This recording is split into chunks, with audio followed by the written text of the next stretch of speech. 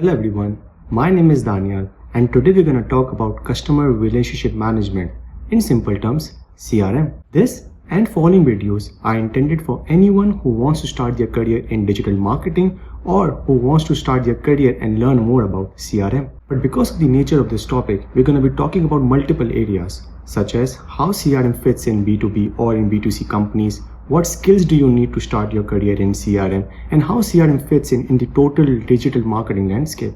So let's get started. But before we deep dive into CRM, we need to understand what is retention for. Now, in any business you talk about, such as a salon, a grocery store, or even a multinational company, every business has two key objectives: acquisition and retention.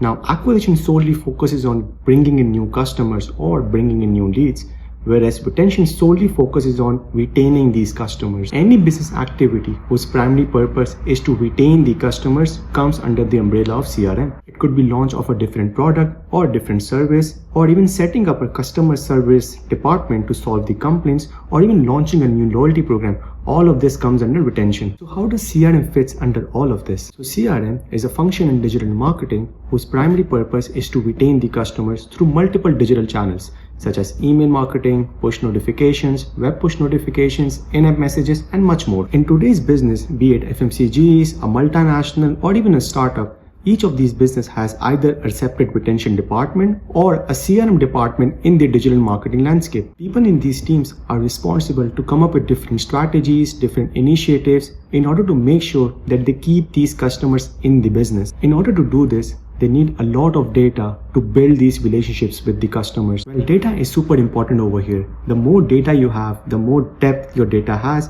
the more you know about the customers, and which can later help you build these relationships with the customers. Knowing customer data won't only help you building the customer journeys or building relationships with the customer, but it will also help you personalize your communication or personalize your product and offerings to these customers. Multiple companies store this data to make sure that they personalize the content or the communication that they are sending to. For example, Netflix stores your first name, last name, email address, the content that you viewed, for how long you viewed the content, everything. Then the very next time when you log into the Netflix, it will show you what other content you may like or what other TV show you may like. Similarly, e-commerce websites such as Amazon, they store your browsing history or the products you may have purchased. So when you log into the Amazon next time, they know exactly what you're looking for, or basically some kind of idea of what you are like, what kind of things you like, or what kind of things you don't like, what kind of pages you visit.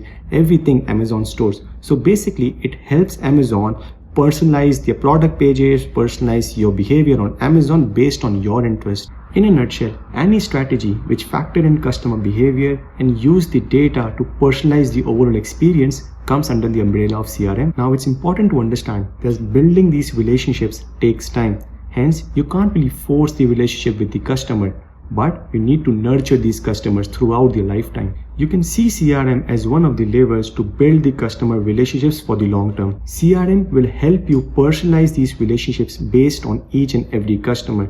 It's gonna make sure you have the right message for the right segment and send them at the right time. Now, for all of this to happen, data is super important. The more rich, the more deep your data is, the better you can come up with different customer touch points. However, that doesn't mean that you need a degree in data to excel in the career of CRM. But basic understanding of data, such as how to use pivot tables, how to analyze the data, some basic understanding of the data would really help. Just to quote my own personal experience, when I graduated, I didn't have any solid degree in data, but I do have some understanding of data. I did some courses, I picked some electives, so all of these really helped me. And in my first job, I exposed myself to different data related projects. I learned how to use SQL. I learned how to use data in order to make sure that I create dashboards and pivot tables, etc. As you grow in your CRM career, the more you know about the data, it will really help you. But now, this doesn't mean that you need an R programming course or a Python course. That is primarily for data science people. But for CRM, all you need is some understanding of data, some understanding of SQL, and you're good to go. Now let's talk about how CRM fits into the total digital marketing landscape. You can divide digital marketing channels into two primary groups. First is paid marketing and second is unpaid marketing. Paid marketing includes Google, Facebook, affiliates, SEM. All of these channels are part of paid marketing channels. Unpaid marketing basically includes CRM and SEO, search engine optimization. Now, when we talk about paid marketing or performance marketing, what we are primarily saying is a business has to pay the platform in order to use their services.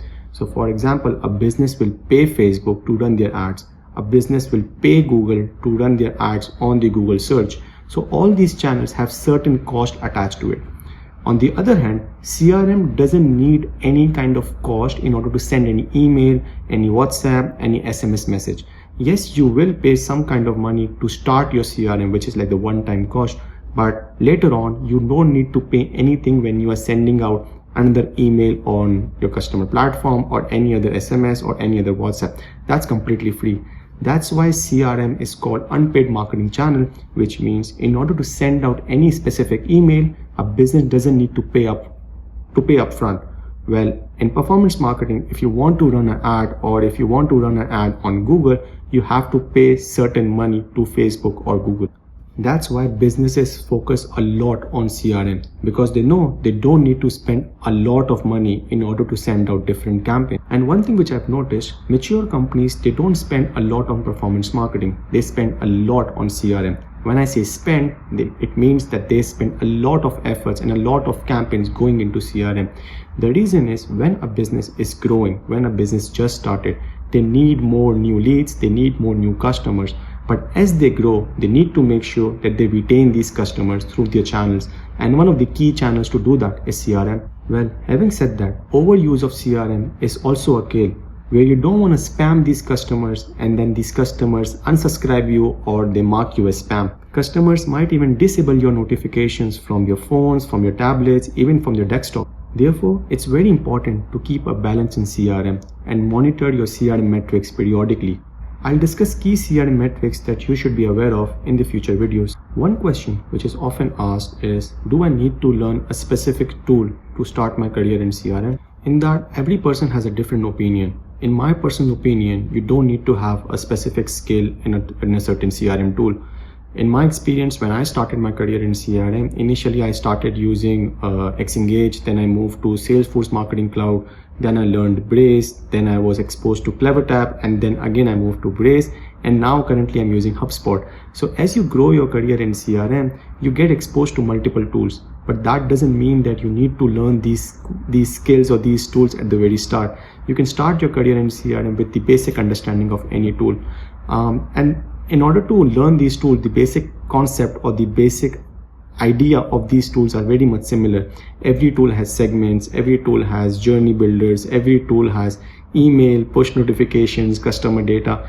So if you have like basic understanding of basic concept of how these things work, you can adjust to any tool. But one skill that can really help you in your career is to have customer centric approach. And any tool you talk about has three basic core concepts: segments, channels, and analytics. I'm going to talk about each one of those in future videos, but these are the three things that you need an understanding on.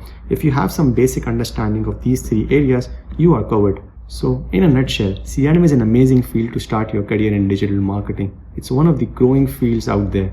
If you talk about USA, Europe, Gulf, all these countries have a lot of CRM jobs coming in. So if you want to learn more about CRM, don't worry, I'm here and I'm going to guide you on how to start your career in CRM. What are the key concepts that you need to learn about CRM in my future videos.